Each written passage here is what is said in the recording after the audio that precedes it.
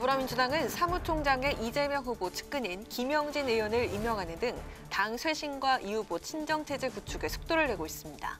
어제 김종인 전 비대위원장과 이견을 좁히지 못한 국민의힘 윤석열 후보는 총괄선대위원장을 공석으로 놔둔 채 본부장급 인사를 발표했습니다. 국회 언론미디어 제도 개선 특별위원회는 오늘 문체부와 방통위 업무 보고를 받고 징벌적 손해배상제를 도입하자는 내용을 담은 언론중재법 등에 대한 논의를 재개했습니다. 스위스를 공식 방문 중인 박병석 국회의장은 스위스 연방 하원의장을 만나 한반도 평화 프로세스와 종전 선언에 대한 스위스의 지지를 당부했습니다. 대기자의 시선으로 분석해보는 정가 동향, 모교 정치클럽 기자 대기자. 오늘은 이재명의 민주당으로 속도를 내고 있는 여당의 선대위 쇄신 움직임과 총괄선대위원장 자리를 비워둔 채 일단 출발한 국민의힘 윤석열 선대위 상황을 짚어봅니다.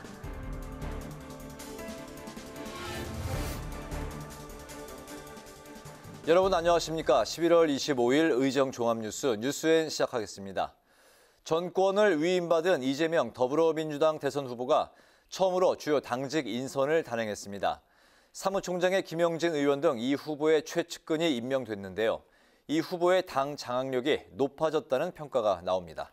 이 후보는 외신 기자들과 만나 외교 구상도 밝혔는데 북핵 문제 해결을 위해 조 바이든 미국 대통령과 김정은 북한 국무위원장을 직접 만나겠다는 생각도 밝혔습니다. 김세정 기자가 보도합니다. 이재명 후보가 당직자 총사퇴로 공석이 된 핵심 당직에 측근을 임명하며 쇄신 작업에 속도를 내고 있습니다. 당의 조직과 살림을 책임지는 사무총장에 김영진 의원을 새로 선임했는데 김 의원은 이 후보와 대학 동문으로 측근 그룹인 7인회의 핵심 멤버입니다. 당 전략기획위원장엔 최근 이 후보의 현장 일정을 밀착 수행했던 강훈식 의원이 임명됐습니다. 우원식 공동선대위원장과 조정식 상임총괄본부장, 박홍근 비서실장은 선대위에서 사퇴했습니다. 이재명 후보는 외신 기자들과 만나 남북관계와 한일관계 등 외교 정책에 대한 구상도 내놨습니다. 특히 북핵 문제 해결에 대해 한국 정부의 주도성을 더 높여가겠다며 적극적인 해결사 역할을 하겠다고 강조했습니다. 다만 북한의 일방적인 남북 합의 위반이나 파기에는 단호하게 대처하고 할 말은 하겠다고 밝혔습니다. 이 후보는 한일 관계 개선에도 적극 나서겠다고 했는데 우선 1998년 김대중 오부치 선언이 천명한 과거를 직시해야 한다고 했습니다. 또 한일 관계의 외교에 장애가 되고 있는 과거사 문제와 독도 영토 문제를 사회 경제 문제와 분리해 투트랙으로 접근해야 한다고 밝혔습니다. 이런 가운데 이 후보는 내일부터 매주 타는 민생버스 메타버스를 타고 3박 4일간 광주 전남 방문에 나섭니다. 국회방송 김세정입니다. 국민의힘은 김종인 전 비상대책위원장에게 제안한 총괄선대위원장 자리는 공석으로 놔둔 채 본부장급 등 주요 선대위 인선을 발표했습니다. 윤석열 대선 후보는 선거운동이 더 지체돼선 곤란하다며 원희룡 전 제주도지사와 주호영 의원 등 원내외 중진 인사들로 실무 사령탑을 먼저 꾸렸습니다. 이 소식은 박지영 기자가 전합니다. 윤석열 국민의힘 대선 후보가 총괄 선대위원장 자리를 비워둔 채 선대위 출범에 시동을 걸었습니다. 앞서 어제 저녁 윤 후보와 김종인 전 비상대책위원장이 만났지만 김 전 위원장은 확답을 주지 않았습니다. 윤 후보는 선거운동을 더 이상 지체할 수 없다면서 총괄 본부장급과 대변인단 등 주요 선대위 인선을 발표했습니다. 선거운동이 더 지체돼서는 좀 곤란하고 지금 1분 1초를 아껴가면서 우리가 이제 뛰어야 될 그런 상황이고. 선대위 정책총괄본부장은 원희룡 전 제주도지사가, 조직총괄본부장은 주호영 의원, 직능총괄본부장은 김성태 전 의원이, 또 홍보미디어본부장은 이준석 대표가 겸직하며 총괄특보단장은 권영세 의원이, 종합지원 총괄본부장은 권성동 사무총장이 각각 맡습니다. 이와 함께 대변인으로는 김은혜 전주회 의원과 김병민 전 비대위원, 원일이 전 SBS 논설위원이 활동합니다. 약자와의 동행위원회는 윤석열 후보가 직접 총괄하고 부위원장으로 김미애 의원을 임명했습니다. 윤 후보는 중도와 합리적 진보까지 아우르는 모습을 통해 민주당과는 다른 모습을 보이겠다는 포부도 밝혔습니다. 그리고 이제 선대위가 출발하게 된 만큼 저 역시도 이 압도적 정권 교체를 위한 대장정을 시작하겠습니다. 한편 심상정 정의당 대선 후보는 세계 여성폭력 추방의 날을 맞아 스토킹 피해자 보호법 제정 등 성폭력 피해자 지원 체계 마련을 약속하며 대통령이 되는 즉시 성폭력과 전면전에 나서겠다고 밝혔고, 안철수 국민의당 대선 후보는 방과 후 저녁 7시까지 책임지는 한국형 전일제 학교 교육 시스템 도입과 성범죄 근절을 위한 스토킹 처벌법 반일사 불벌죄 삭제 등 보육과 여성 정책 공약을 발표했습니다. 국회 방송 박지영입니다. 국회 언론미디어 제도개선 특별위원회가 본격적인 논의를 시작했습니다. 특위는 전체 회의를 열고 언론과 포털을 규제하는 문화체육관광부와 방송통신위원회로부터 업무 보고를 받았는데요. 특위는 활동 기한인 다음 달 31일까지 가짜뉴스 방지 등 미디어 제도 전반에 개혁 방안을 마련하겠다는 목표입니다. 임채원 기자의 보도입니다. 국회 언론미디어 제도개선 특위는 오늘 문화체육관광부와 방송통신위원회로부터 업무보고를 받은 것을 시작으로 본격적인 논의를 시작했습니다. 오늘 회의에서 여야는 가짜뉴스를 막아야 한다는 데 공감하면서도 해결 방안을 두고는 입장차를 보였습니다. 가장 큰 쟁점은 징벌적 손해배상과 열람차단 청구권인데, 여당은 언론의 자유에 상응하는 책임을 부과해야 한다며 징벌적 손해배상을 도입해야 한다고 강조했고, 자율성이 강조되는 나라일수록 정말 가짜라는 것이 판정됐을 경우에는 상상을 초월하는 정도의 처벌을 하는 거예요. 형사처벌을 하지 않는 나라는 그것을 민사소송배상으로 하는 거고요. 반면 야당은 언론의 자유를 침해하는 과도한 입법이라고 지적하며 정정보도와 반론보도를 강화해야 한다고 주장했습니다. 그러니까 제일 빠른 방법은 잘못된 뉴스를 빨리 고치는 겁니다. 그것을 징벌 손배를 통해서 겁을 주고 해가지고 1, 2년 건 뒤에 가면 이미 늦습니다. 어떻게 하면은 신속하게 그 정정보도나 반론보도가 이루어지게 할 것이냐. 포털 뉴스 서비스의 아웃링크 방식을 강제하는 등 포털 개혁의 필요성도 제기됐습니다. 특히 포털이 기사 배열 등 뉴스 알고리즘에 개입하지 않는다는 주장을 신뢰하기 어렵다며 방송통신위원회 협조를 요청했습니다. 뉴스 배열에 개입하자는 게 아니라 이 최소한의 뉴스 배열 기준을 이제 공개를 해서 투명성을 강화하자 이런 취지였거든요. 적극적으로 가이드라인을 만들든 이런 과정을 통해서 그 자율적으로 규제가 될 수 있도록 노력을 해보겠습니다. 포털의 연합뉴스 퇴출 결정과 관련해 포털이 언론에 과도한 영향력을 행사하고 있다는 지적도 나왔습니다. 이 표현의 자유, 특히 포털이 지배하는 포털이라고 하는 공공재가 지배하는 언론 유통 질서에서 이런 식의 의사결정이 이게 합리적인 거라고 보십니까? 결과가 지금 말씀하신 대로 포털의 영향력을 확인시켜주는 이런 결과로 나타났기 때문에 이 부분에 대해서 어떻게 할 건가에 대한 사회적 논의는 필요하고. 언론 미디어 특위는 오늘부터 기간 업무 보고와 공청회, 법안 논의 등을 거쳐 다음 달 28일 마지막 회의를 통해 활동 결과 보고서를 채택한다는 계획입니다. 국회 방송 임천입니다. 스위스 공식 방문 사흘째 박병석 국회의장은 스위스 연방 하원 의장과 회담을 갖고 한반도 종전 선언에 대한 지지를 당부했습니다. 또 스위스 첨단 산업의 아시아 진출 거점이 한국이 되기를 희망한다는 뜻을 전달했습니다. 이 소식은 장정현 기자가 전해왔습니다. 박병석 국회의장이 스위스 국회의사당을 방문해 안드레아스 에비 하원의장과 회담을 가졌습니다. 1963년 양국이 수교를 맺은 이후 대한민국 국회의장으로는 처음입니다. 박 의장은 스위스의 제약, 화학, 정밀기계 등 세계 첨단 산업들이 아시아에 진출할 때 한국을 거점으로 삼아 두 나라가 협력할 것을 희망했습니다. 우리 한국은 스위스의 첨단 기업들이 아시아의 진출에 거점 기지를 한국으로 정해 주시기를 희망하고 있습니다. 특히 노바티스, 로슈 등 세계를 이끌고 있는 첨단 제약 회사들이 한국 바이오 백신에 좋은 제조업체들하고 결합하기를 희망하고 있고요. 에비 하원 의장은 두 나라의 경제 협력 증대를 원한다며 한국이 전쟁의 참화를 딛고 혁신적으로 경제 성장을 이뤄 세계를 선도하는 기술을 확보한 점을 높이 평가한다고 답했습니다. Die Schweiz und Südkorea pflegen gute Beziehungen, wunderbar. Unser 60-jähriges Jubiläum der diplomatischen Beziehungen im Jahr 2023 bietet uns die Gelegenheit, unseren Austausch weiter zu intensivieren. 박 의장은 스위스가 한반도 비핵화와 평화 정착을 위한 우리 정부의 노력을 일관되게 지지해준 데 대해 감사를 표하고 우리 정부가 추진하는 종전선언에 대해 스위스가 지지해줄 것을 당부했습니다. 박 의장은 또 스위스 한국의원친선협회가 스위스 북한 의원친선협회도 겸하고 있는 만큼 의원친선협회가 남북한을 동시 방문한다면 한반도 평화와 남북 대화 재개에 도움이 되리라 생각한다고 말했습니다. 에비 하원 의장은 스위스는 한반도 정세에 대해 항상 깊은 관심을 가지고 있다면서 스위스는 인도적 차원에서 북한을 지원하고 중립국 감독위원회 일원으로서 남북 대화의 중재 역할을 할 의지가 있다고 밝혔습니다. 에비 연방하원 의장과의 회담에 앞서 박 의장은 스위스 동포 지상사 대표들과 간담회를 갖고 코로나19로 어려움이 많은 교민사회를 위로했습니다. 코로나 상황 어려우시지만 잘 견디시고 그리고 당당하게 이 나라의 주류사회로서 뿌리를 내리면서도 그리고 한국인의 정체성을 유지해 주실 것으로 믿습니다. 교민들은 재외국민 투표와 관련해 베른 대사관뿐만 아니라 제네바 한국 대표부에서도 투표할 수 있도록 해달라고 요청했습니다.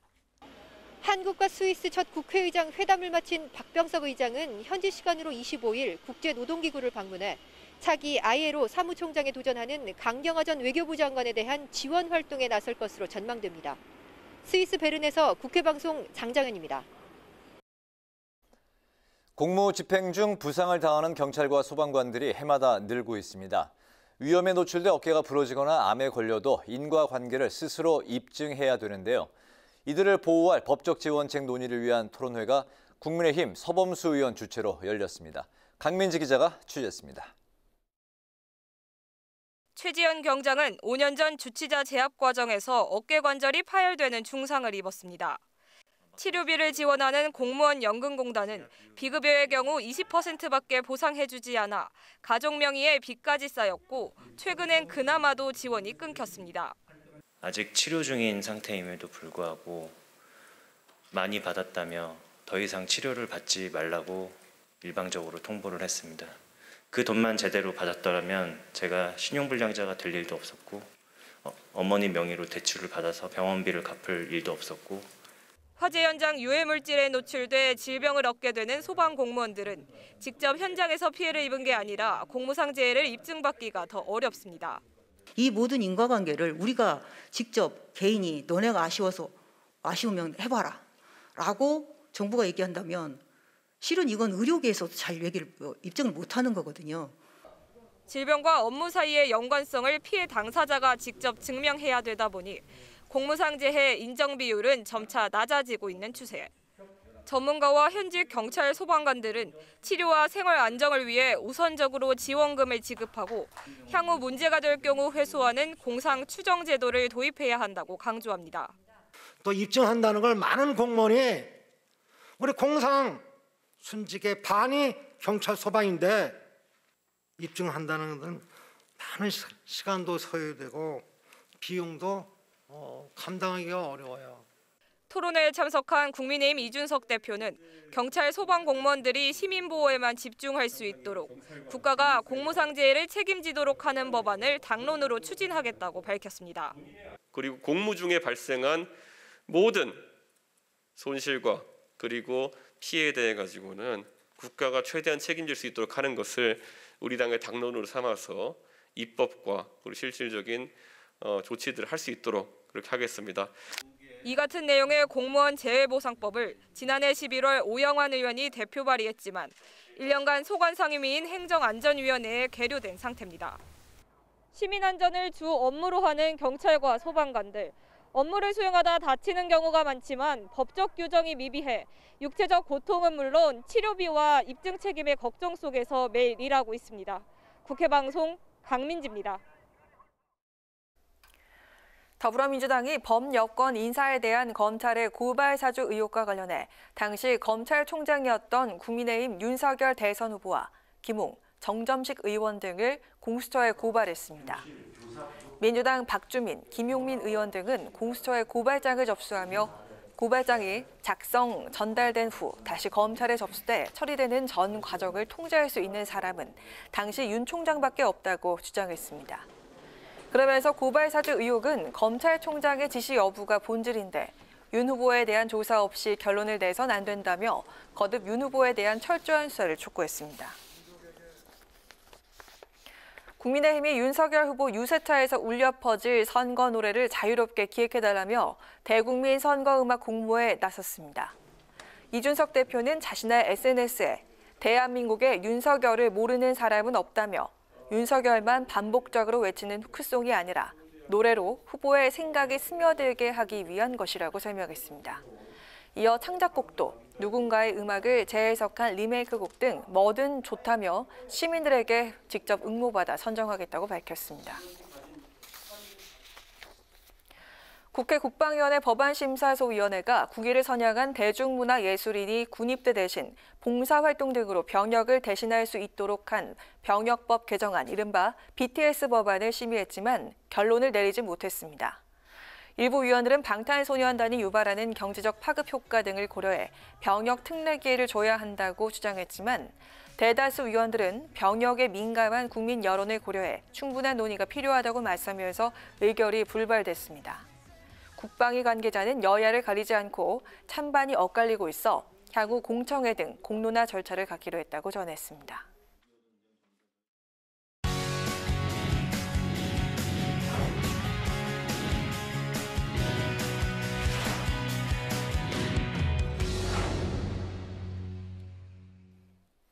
네, 오늘 이슈 분석 김희연 기자와 함께합니다. 김 기자 어서 오세요. 안녕하세요. 네. 여야의 그 대선 주자들이 확정된 지 시간이 이제 꽤 흘렀는데 아직까지도 선대위 구성이 진행 중인데요. 네, 오늘 그 그렇습니다. 하나씩 한번 좀 살펴보죠. 먼저 그 민주당이 그 이재명 후보가 이제 전권을 쥐고 쇄신을 외치고 있는 상황인데 그 주요 당직자를 바꿨네요. 네, 그렇습니다. 어제 그 윤관석 사무총장을 비롯한 정무직 의원들이 일괄 사퇴를 선언했었는데요. 네. 이재명 후보에 대한 반발이 아니라 이 이재명 후보의 당 쇄신에 힘을 실어주기 위한 겁니다. 사퇴 선언 하루 만에 김영진 의원이 신임 사무총장에, 강훈식 의원이 전략기획위원장에 임명됐습니다.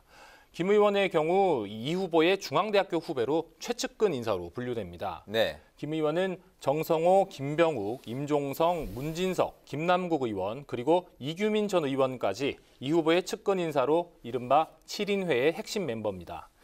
또 강훈식 의원의 경우에는 전략통이고 선대위 정무조정실장을 맡으면서 이 후보에게 정무적 조언을 해왔고 이번에 전략기획위원장에 오르면서 새로운 측근 인사로 분류되고 있습니다.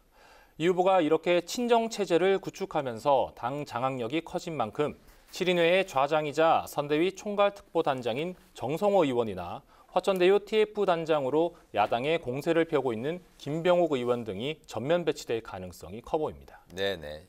그 신임 사무총장의 김영진 의원, 전략기획위원장의 강훈식 의원이 이제 선임이 됐는데 어제 같이 그 사퇴를 선언했었던 박완주 정책위 의장, 고용진 수석 대변인은 유임됐네요. 네, 그렇습니다. 이재명 후보가 선대위와 당 쇄신뿐만 아니라 이 정책 행보에도 속도를 내고 있는데요. 그렇다 보니까 이 실무 담당자인 정책위 의장과 수석 대변인까지 바꾸기는 좀 어려웠다고 생각이 듭니다. 그렇군요. 네. 이 후보는 어제 각 상임위 위원장과 간사들과 간담회를 했는데 국민과 민생 우선이라는 대원칙을 세우고 이번 정기국회에서 최대한 많은 민생개혁 법안을 처리해달라고 강조했는데요. 야당이 부당하게 법안 처리에 반대하면 패스트트랙이나 안건조정위원회와 같은 쓸 수 있는 모든 권한을 동원해 대응하고 이번 정기국회에서 민주당이 추진 중인 106건의 법안을 신속 처리, 단독 처리, 당론 추진 등으로 분류해달라고 당부했습니다. 정기국회 회기는 다음 달 9일까지고 이번 주를 빼면 2주밖에 안 남았는데 이런 상황에서 법안 처리 상황을 점검하고 조율해 나가는 정책위의장과 수석 대변인을 교체하기는 어려웠다고 봅니다. 예, 그런 가운데 오늘 오후 늦게 또 그 추가로 3인방이 사퇴 소식이 들려왔네요. 네, 그렇습니다. 조금 전인데요. 조정식 총괄선대본부장과 우원식 공동선대위원장 그리고 박홍근 비서실장이 조금 전 일괄 사퇴를 선언했습니다. 조 본부장은 당사에서 열린 기자회견에서 당의 대선 승리를 위해 핵심 참모들이 무거운 책임감을 가져야 한다며 경선 때부터 후보 곁을 지켜왔지만 새로운 민주당과 선대위를 위해 밀알이 되겠다면서 현장에서 뛰겠다고 사퇴를 선언했습니다. 네, 이번엔 국민의힘 상황 살펴보겠습니다. 당초 이제 계획했던 김종인 전 비상대책위원장을 영입하지 못하고 이제 어려움을 겪고 있는 상황인데 일단 김 전 위원장을 빼고 출발을 한 거죠? 네, 일단 상황은 그렇습니다. 이 윤석열 후보는 아직까지 다 완성된 건 아닌데 이준석, 김병준 상임선대위원장, 김한길 새시대위원장 그리고 6개의 본부장급 조직으로까지는 선대위 구성을 마쳤습니다. 상임선대위원장과 홍보미디어 총괄본부장을 겸임하는 이준석 대표는 선거 전략 아이디어 개발과 언론 대응에 주력할 것으로 보입니다. 경선 경쟁 상대였던 원희룡 전 제주지사가 합류하면서 윤 후보의 정책 개발을 총괄하고 대외협력위원장으로 윤 후보의 국민의힘 입당을 이끌었던 권영세 의원은 총괄특보단장을 맡았습니다.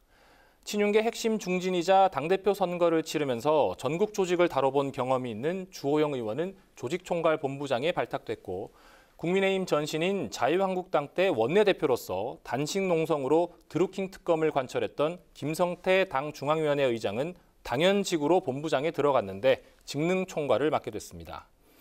윤 후보가 검찰총장 사퇴 후에 처음 만난 정치인이자 동갑내기 친구 사이인 권성동 의원은 윤 후보 비서실장이었다가 최근 사무총장으로 임명되면서 당연직으로 본부장에 포함됐는데 종합 지원을 맡았습니다. 그렇군요. 현재 어쨌든 윤 후보는 총괄선대위원장 자리를 이제 비워뒀기 때문에 김종인 전 비대위원장은 이제 기다리고 있는 상황이긴 한데 맞습니다. 현재 두 사람 간의 오고 가는 언사를 보면 분위기가 이렇게 썩 좋아 보이진 않네요. 네, 그렇긴 합니다. 이 김종인 전 비대위원장이 과거에 미래통합당 비대위원장직 제안이 왔을 때 합류 가능성이 1%다. 이렇게 말해놓고서는 결국에 합류를 했었거든요. 그래서 이 김종인 위원장이 들어올 거다 말 거다 쉽사리 예측하기는 좀 쉽지 않을 것 같습니다. 현재 그렇게 좋지는 않지만 그래도 전례를 비춰봐서는 들어갈 수도 있는 그런 상황이군요. 그렇습니다. 그래서 어제 윤 후보가 이 김 전 위원장이랑 깜짝 만찬 회동을 했는데 결국 마음을 돌리지 못했는데요. 이후 말씀하신 대로 양쪽 다 결론을 내지 않으면서 이 힘겨루기가 계속 이어지는 상황입니다. 윤 후보는 1분 1초라도 아껴야 되는 상황이라며 본부장급 인선을 단행했는데 물론 1분 1초라도 아껴야 되는 것도 맞지만 김 전 위원장 합류를 압박하는 측면도 있는 것 같고요.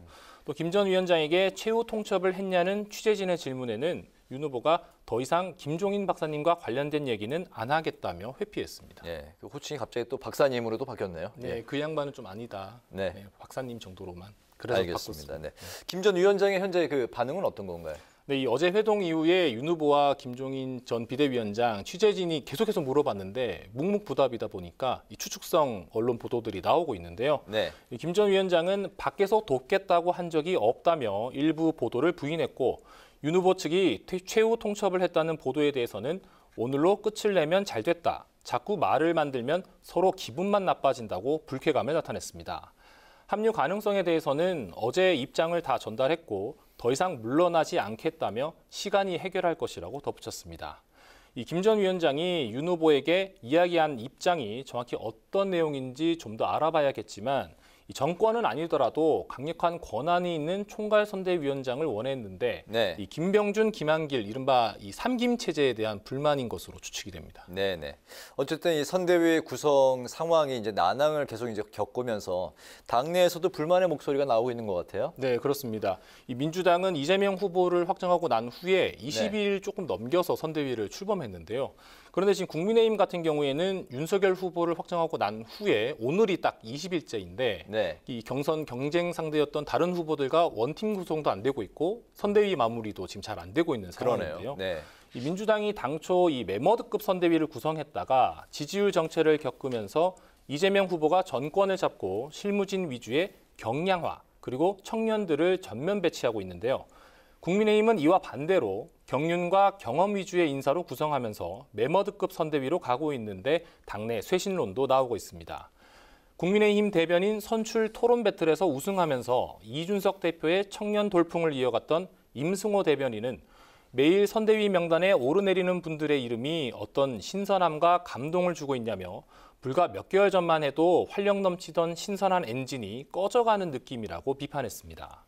또 상대당 후보는 비록 쇼로 보일지라도 연일 눈물을 흘리고 넙죽 엎드리는데 국민의힘은 기싸움으로 시간을 버리고 있는 건 아닌지 우려스럽다고 덧붙였습니다. 네, 얼마 전에는 민주당 내부에서 이제 쇄신론이 나왔는데 이번에 그게 또 이제 국민의힘으로 옮겨 붙은 그런 모양새네요, 분위기가. 네, 그렇습니다. 네, 오늘 그 이슈 분석에서는 이재명 선대위 친정체제 구축, 윤석열 선대위 김종인 없이 일단 출발 소식을 중심으로 살펴봤습니다. 김희연 기자 수고했습니다.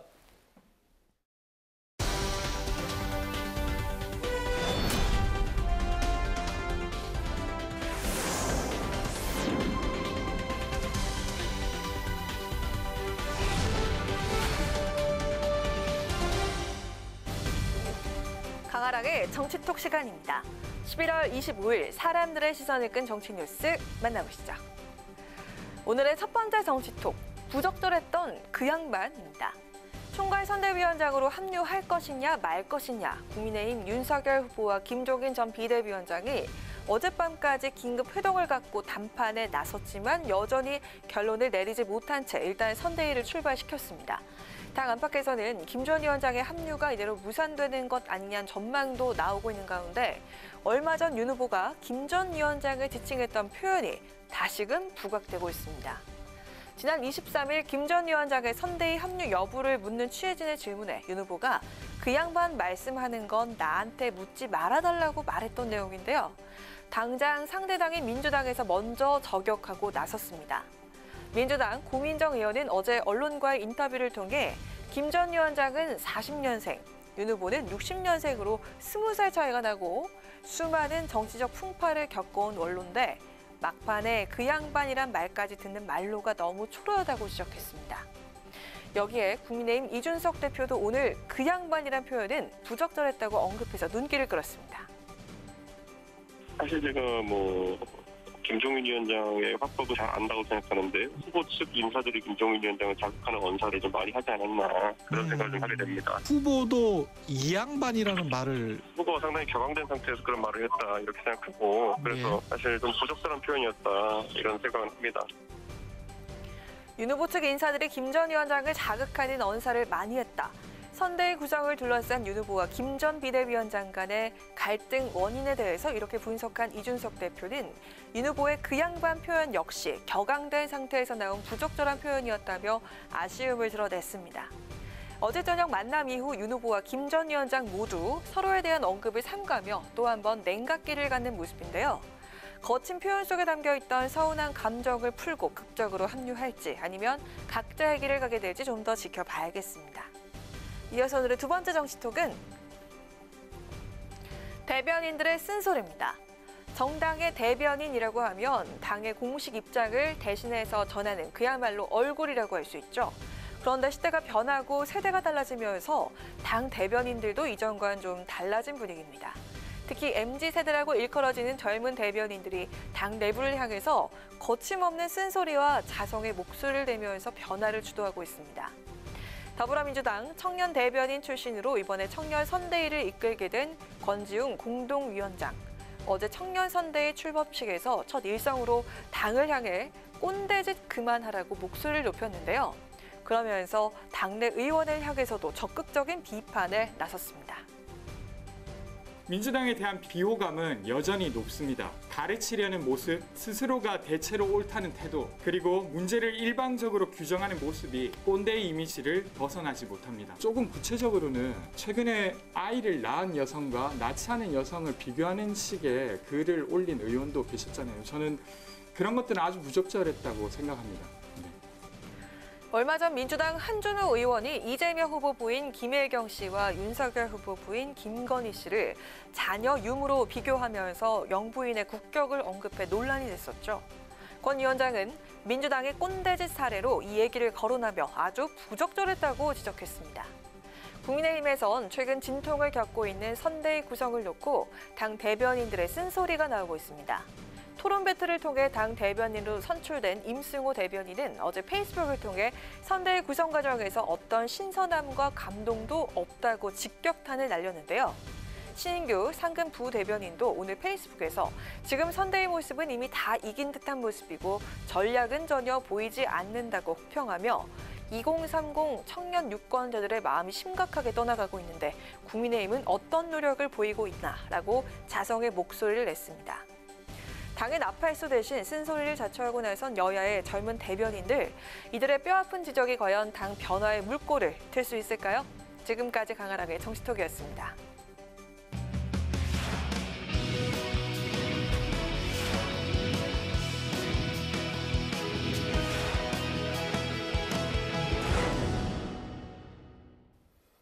네, 정치권 동향을 대기자의 시선으로 짚어보는 목요 정치클럽 기자 대기자 시간입니다. 오늘도 성환용 한겨레 신문 선임 기자, 최병목 전 TV조선 해설위원 두 분과 함께하겠습니다. 두 분 어서 오십시오. 어서 오세요. 안녕하세요. 네. 네, 오늘 함께 이야기를 나눠볼 주제 성 기자께서 발제해 오셨죠. 네, 지난주하고 비슷한 얘기를 불가피하게 좀 해야 될 것 같습니다. 네. 양당 선대위 구성을 둘러싸고 좀 진통이 있고요. 후보들의 어떤 그 리더십에 좀 문제가 있는 건 아닌가, 뭐 이런 얘기를 좀 해보는 게 좋을 것 같습니다. 네네.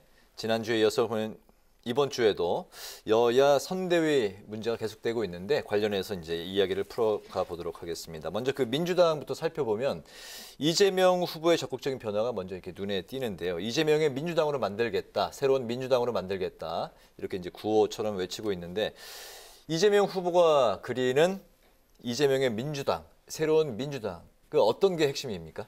일단 먼저 던져놓고 뛰는 킥앤러시라고 그러죠. 축구 전술처럼.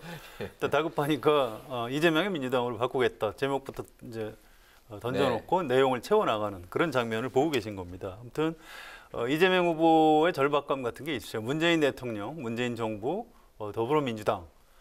이게 이제 그 문재인 정부 5년 동안 피로감 같은 게 있지 않습니까? 원래 임기 말 집권 여당이 인기가 없죠. 그래서 네. 이걸 좀 넘어서야 되겠다. 그래서 이제 민주당보다는 이재명을 가지고 승부를 해보겠다. 뭐 이런 얘기입니다. 이걸 뭐 저는 이제 극복이라고 좀 좋은 단어를 써봤는데 뭐 정확히 얘기하면 이제 차별화라고 봐야 되겠죠. 네. 선거 지형 자체가 워낙 나쁘기 때문에 이재명이라는 상표를 좀 내세워서 선거를 치러야 승산이 올라갈 수 있다. 이런 계산에 지금 그런 전략을 쓰고 있는 것 같습니다. 네네.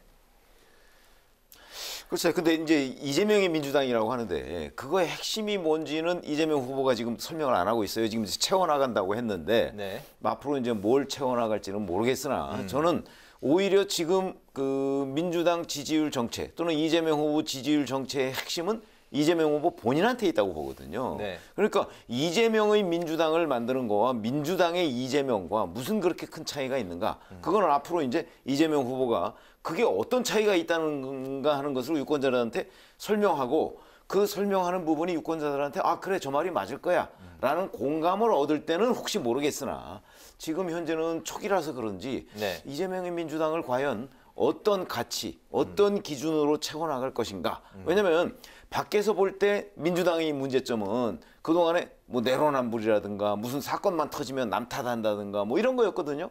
근데 지금 이재명 후보도 그 점에 있어서 크게 다른 것 같지 않아요. 저희가 밖에서 볼 네. 때는. 근데 본인은 다르다고 얘기를 하니까 그러면 과연 뭐가 다른 것인지 하는 부분을 좀 하나씩 국민들 앞에 제시해 줬으면 좋겠다. 이렇게 말씀드립니다. 알겠습니다. 네, 어제 민주당 핵심 당직자들이 일괄 사퇴를 선언했고요. 청년 선대를 먼저 출범시킨 데 이어서 오늘 후속 인선을 발표했습니다. 사무총장에는 김영진 의원, 전략기획위원장의 강훈식 의원, 그리고 사실상 최측근 의원들이 전면에 나섰는데요. 이거 좀 의미를 좀 어떻게 보십니까?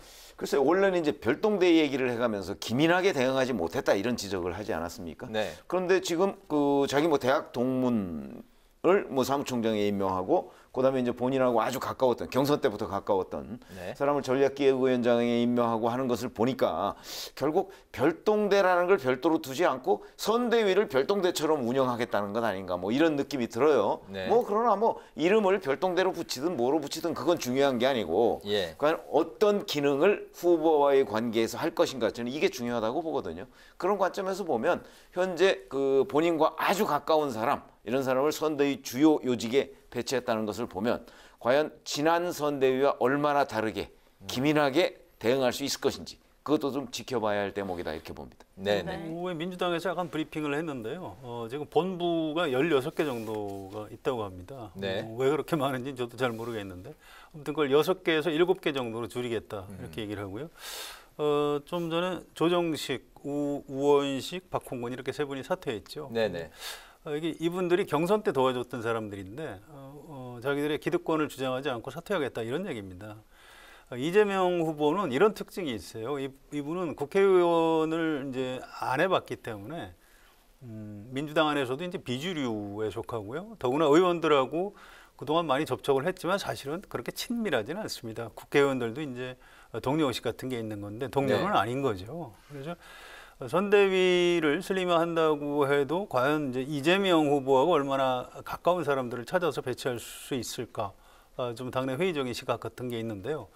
아무튼 대여섯 명 수준에서 후보 포함해서 공식적으로 어떤 긴밀하게 의사결정을 할 수 있는 구조를 지금 만들고 있다고 합니다. 근데 이제 워낙 좀 민감해서 그런지 명단을 좀 알려달라고 그랬더니 저한테도 얘기를 안 해줘요. 그래서 다음 주 정도면 얘기를 좀 해줄 수 있을 것 같은데요. 네. 아무튼 너무 거대한 선대위 가지고는 기동력이 떨어진다. 그래서 이재명이라는 후보의 장점을 살릴 수 있는 기동팀 같은 거를 선대위 안에 지금 만들고 있다. 이렇게 보시면 될 것 같습니다.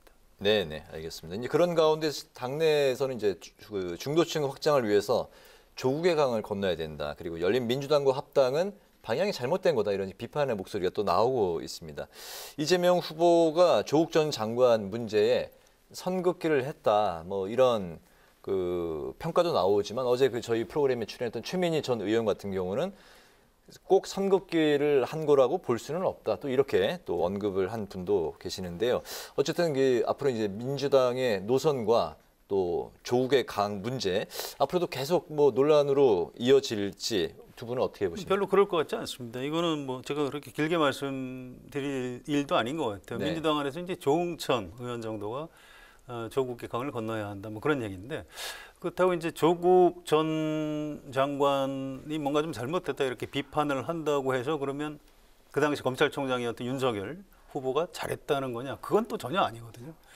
이건 윤석열 전 검찰총장이 야당의 대선 후보가 됨으로써 민주당 또 민주당 지지층 안에서는 일단락된 끝난 논쟁입니다. 그래서 이 문제 가지고 노선 투쟁할 가능성은 별로 없고요. 그냥 수순에 따라서 열린민주당은 그냥 합당 의결을 하고 이렇게 실무적인 합당으로 아마 넘어갈 가능성이 좀 더 커 보입니다.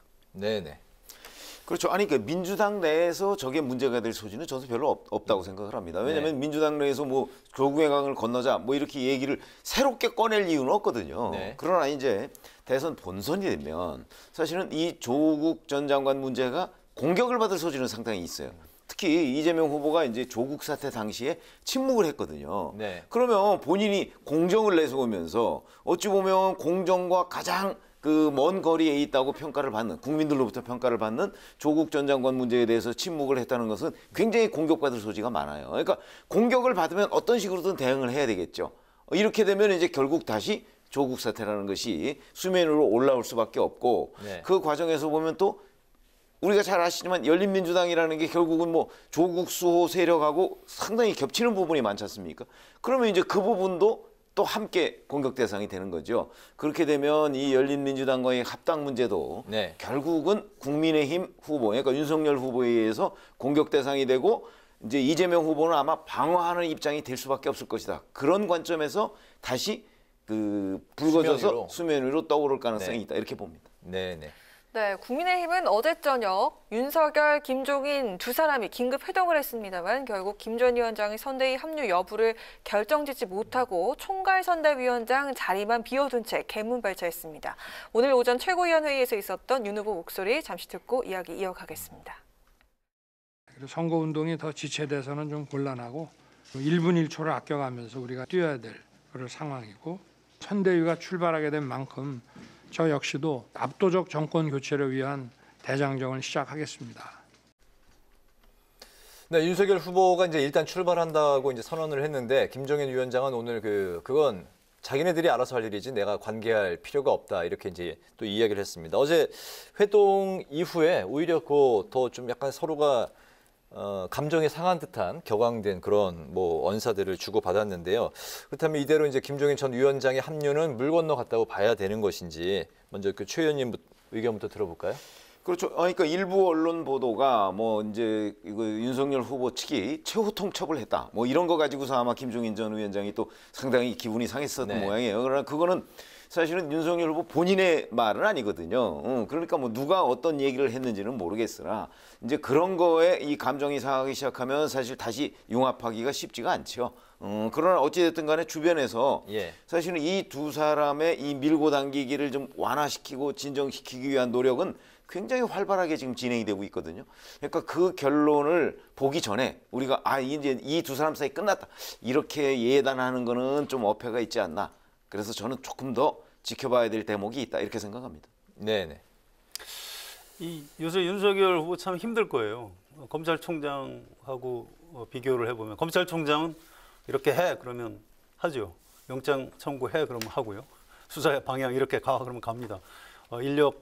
수사 인력 추가 파견해 그럼 하고 최종 결정권을 갖고 있죠. 검찰 안에서는 거의 신 같은 존재입니다. 근데 정치판은 전혀 달라요. 정당 대표, 대선 후보 자기 마음대로 되는 게 하나도 없습니다. 지금 사실은 굉장히 오랜 날짜 동안 지금 망신을 당하고 있는 측면이 있습니다. 아니 저 사람 검찰총장 출신이고 뭘 좀 리더십이 있다고 생각했는데 이런 것도 하나 정리를 못하나 이제 이런 문제가 있는 거죠. 물론 상대가 김종인 전 위원장이라는 아주 좀 특수한 사람입니다. 이게 결말이 어떻게 날지 저도 잘 모르겠는데요. 이런 정도의 분위기라면 사실 결합을 한다고 해도 대선 전에 다시 결별을 하지 않을까 이런 예상이 될 정도예요. 그래서 이 부분 어떤 윤석열 후보 리더십의 어떤 그 시금석이라고 할까요? 그런 측면에서도 좀 볼 필요가 있는 것 같습니다. 합의를 보지 못하는 가장 그 핵심은 어떤 거에 있습니까? 결국 전권을 달라고 이제 요구를 했는데 전권을 못 주겠다는 거 아니겠습니까? 또 최고위원회에서 이미 김병준 위원장하고 이렇게 김한길 위원장 의결을 했는데 이제 취소할 수도 없는 거죠. 네. 그걸 이제 중간에 좀 절충을 해줬으면 좋겠다. 두 김과는 같이 못 간다는 건가요?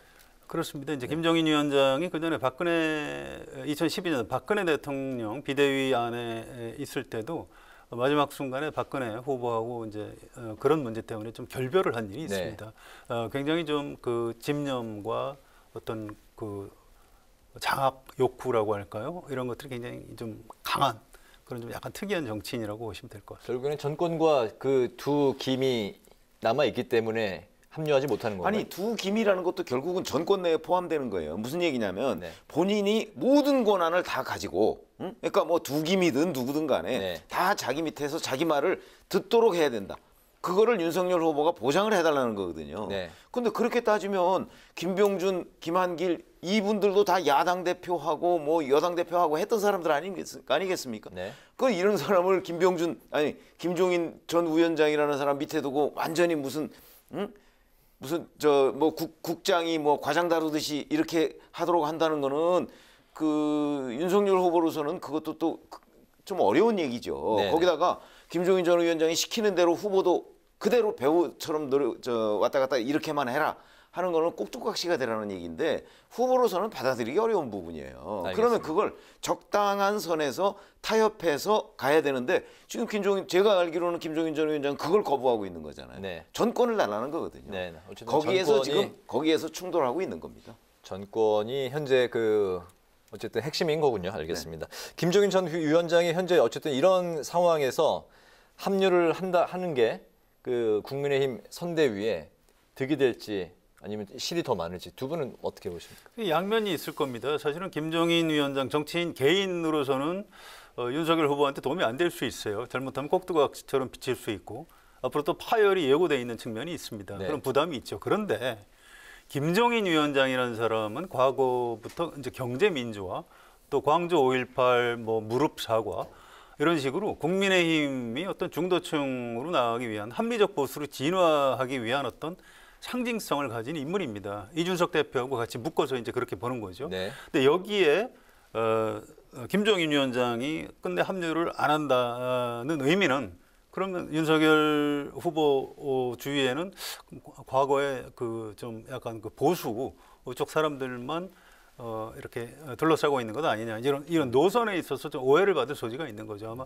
그래서 끝까지 지금 미련을 버리지 못하고 있는 이런 상황인 것 같습니다. 뭐 저는 꼭 그렇게 보지 않는 것이 예를 들어서 김병준 전 위원장이나 아니면 김한길 전 대표가 충분히 저는 그 대체할 수 있는 사람이라고 보거든요. 뭐 출신 성분이나 현재 그 사람들의 생각이나 이런 걸 봤을 때 뭐 김종인 전 위원장하고 저는 큰 차이가 나지 않는다고 생각을 합니다. 그렇기 때문에 사실은 김종인 전 위원장이 총괄선대위원장을 맡지 않고 명실상부하게 뭐 김한길, 김병준 체제로 간다고 한다면 이 두 사람이 과거에 김종인 전 위원장의 역할을 충분히 해줄 수 있다고 보고 네. 그럴 경우에는 또 이 두 사람의 그림대로 선대위가 굴러가게 될 거거든요. 그러면 또 새로운 모습으로 어찌 보면 그게 뭐 김종인 전 위원장보다 더 나은 모양이 될지 못한 모양이 될지는 우리가 섣불리 예단할 수는 없지만 적어도 그 두 사람도 굉장히 정치를 오래 한 사람들이기 때문에 그런 점에서 본다면 저는 뭐 바깥에서 이 사람 아니면 꼭 안 된다 이런 생각은 할 이유가 없다 이렇게 생각합니다. 알겠습니다. 김종인 위원장이 뭐 오고 안 오고보다 중요한 게 말이죠. 윤석열 후보가 약간 놓치고 있는 부분이 있습니다. 지금 사실은 김한길 위원장이나 김병준 위원장도 그렇게 뭐 새로운 젊은 사람이 아니에요. 그냥 반문재인인 거지. 이분들 연세가 벌써 상당히 됩니다. 그래서 사실은 윤석열 후보가 신경을 써야 될 부분은 국민의힘에서 지난 경선 과정에서 홍준표 후보 때문에 좀 일부 이탈을 했던 20, 30대들을 어떻게 마음을 돌릴 수 있는가 이런 부분을 좀 기민하게 대책을 세워야 되는데 지금 김종인 위원장에 매달리느라고 지금 그런 부분에 좀 구멍이 나 있는 이런 상태인 것 같습니다. 알겠습니다. 네, 좀 속도를 내서 질문을 해보겠습니다. 오늘 국민의힘은 6명의 본부장급 인사 발표를 하면서 선대위 구성 속도를 내고 있는데요. 지난주 두 분께서 친이계 인사에 주목한다는 이야기를 하셨는데 1차 인선안 어떻게 보셨습니까? 글쎄요, 국민의힘에 상당히 중진들입니다. 근데 참 묘하죠. 왜 이렇게 이명박 정부 사람들이 많으냐라고 어떤 의원한테 물어봤더니 껌뻑껌뻑 하더니 2008년에 이명박 정부에서 국회의원 공천을 잘했기 때문에 그 사람들이 지금 주축이 될 수밖에 없다. 이렇게 답변을 해요. 그래서 또 이 문제를 그렇게 볼 수도 있겠구나 싶고요. 네. 아무튼 지금 국민의힘, 과거 한나라당, 새누리당 시절에 양대 산맥이 이제 친 이명박, 친 박근혜 인맥이었는데 박근혜 전 대통령하고 친했던 사람들은 탄핵 사태 때문에 지금 뒤로 다 물러나 있기 때문에 어쩔 수 없이 친 이명박계라고 할 수 있는 의원들이 지금 좀 주요 실무들을 맡게 되는 이런 모양새가 나오는 것 같습니다. 네네. 그렇죠. 국정농단 사태를 겪어가면서 친박 중진이라고 하는 사람들 상당 부분이 사실은 총선을 거쳐가면서 물갈이가 됐어요. 그래서 예를 들어서 그런 사람들 중에 지금 남아있는 사람이 그렇게 크지 않습니다. 네. 그중에 이제 대표적인 인물은 권영세 의원 같은 경우는 과거에 친박으로 분류되던 인물이니까 이번에 총괄특보단장 맡았잖아요. 이제 그런 거 외에 뭐 김재원 최고위원 낙선했죠. 네. 뭐 이런저런 또 뭐 일부 하여튼 뭐 감옥에 가 있는 분도 있고 뭐 이런 바람에 아마 지금 그냥 중진들 위주로 이제 어차피 총괄본부장급은 중진들이어야 되잖아요. 네. 그럴 경우에는 보면 결국 남은 사람이 친이밖에 없기 때문에 지금 결과적으로 이렇게 된 이런 현상이 있는 것 아닌가 싶고 네. 그렇게 보면은 뭐 원희룡 전 제주지사 뭐 여기 뭐 친이다 친박이다 이렇게 얘기하기 좀 어려운 측면이 있고요. 뭐 권영세 의원 친박계라고 볼 수가 있고. 그러면 이제 나머지 사람들은 친이계다 뭐 이렇게 얘기를 할 수가 있는데 그거는 박근혜 정부 때의 그 일련의 과정, 적폐청산 과정 이런 걸 거쳐서 불가피한 측면이 있다고 봅니다. 알겠습니다. 그런 가운데 또 이제 당내 젊은 대변인들은 그 선대위 구성에 감동과 이제 신선함이 떨어졌다 이렇게 또 쓴소리를 오늘 냈는데요. 추후 발표될 공동선대위원장의 윤희숙 금태섭 전 의원과 범죄 심리 분석까지 이제 방송도 많이 하시는 이수정 교수, 또 조국 흑서 공동 저자 김경률 회계사 등이 이제 거론이 됐는데 김 회계사는 이제 본인이 거부 의사를 밝혔고 이수정 교수는 또 그 이준석 대표가 공개적으로 반대하고 이제 나선 상황인데 당 대표의 공개 반대 두 분은 어떻게 생각을 하십니까? 먼저 최 의원님. 그렇죠. 원래는 당 대표가 언론을 통해서 누구누구를 반대한다 이렇게 얘기하는 거는 사실 그 합리적인 방법은 아니죠. 네. 그거는 본인이 정말 반대한다고 한다면 언론에 그런 얘기가 나왔을 때 후보하고 협의를 통해서 그 문제를 정리하는 게 중요하지 언론에다 대고서 마치 후보와 대표가 무슨 갈등을 벌이는 양상 이거는요 정말 그 노련한 정치인의 모습은 아닙니다. 그런 관점에서 본다면 그 이준석 대표가 왜 이수정 교수를 반대하느냐 그거는 뭐 이제 그 페미니즘 논쟁에서 본인과 그 좀 다른 견해를 가지고 있으니까 충분히 저는 뭐 그 논쟁에 끼어들 수 있다고는 보는데 지금 현재의 처리 방식 공개적으로 반대하는 방식은 그거는 그 합리적인 적절한 방식은 아니다 이렇게 생각합니다. 네네. 뭐 윤석열 후보는 이번 대선 치르고 대통령이 되거나 아니면 뭐 낙선하면 어떻게 될까요? 정계 은퇴하지 않을까요? 이준석 대표는 정치를 계속 해야 되는 사람입니다. 자기 어떤 굉장히 중요한 기반이 20, 30대 남성들 유권자가 자기 정치적 기반이기 때문에 어떤 일종의 뭐 반페미니즘이라고 할까요? 그런 노선을 놓치고 싶지 않은 거죠. 그래서 네. 어떤 자기 정치 차원에서 이제 그런 목소리를 낸 걸로 그렇게 해석할 수 있을 것 같습니다. 알겠습니다. 네, 한 줄 논평 최 의원님부터 들어볼까요? 네, 지금 조금 전에 저희가 말씀드렸지만 민주당이든 뭐 아니면 국민의힘이든 선대위 뭐 쇄신론, 뭐 또 당 쇄신론 뭐 이런 것들이 나오고 있죠. 근데 네. 이런 쇄신에 가장 기본적으로는 놓치고 있는 것이 있다고 봅니다. 본인들이 변화했다고 그게 곧 변화는 아니다. 라는 관점에서 유권자가 느껴야 변화다. 이걸 오늘 한 줄 논평으로 하겠습니다. 알겠습니다. 이 정권 심판도 좋고요. 적폐청산도 좋습니다. 그런데 대통령 선거는 다음 5년 동안 우리나라를 이끌어갈 정치 최고 지도자를 뽑는 선거입니다. 지금 여야가 서로 상대방에 대한 비난에 좀 너무 지나치게 몰두하는 것 같아요. 그래서 오늘 제 한 줄 논평은 정책이 경쟁력이다라고 하겠습니다. 알겠습니다. 오늘 목요 정치클럽 기자 대 기자에서는 여당의 선대위 쇄신 움직임 그리고 총괄선대위원장 자리를 비우고 출발한 국민의힘 선대위 중심으로 토론을 펼쳐봤습니다. 지금까지 최병묵 전 TV조선 해설위원, 성한용 한겨레신문 선임기자 두 분과 함께했습니다. 오늘 말씀 잘 들었습니다. 고맙습니다. 내일 다시 영하권의 추위가 찾아오겠는데요. 찬바람까지 불면서 체감 기온은 더 떨어지겠습니다. 강원 산간과 동해안에 건조특보가 내려져 있습니다. 산불 등 화재 예방에 각별히 유의하시기 바랍니다. 네, 오늘 뉴스에는 여기서 마치겠습니다. 시청해주신 여러분 고맙습니다.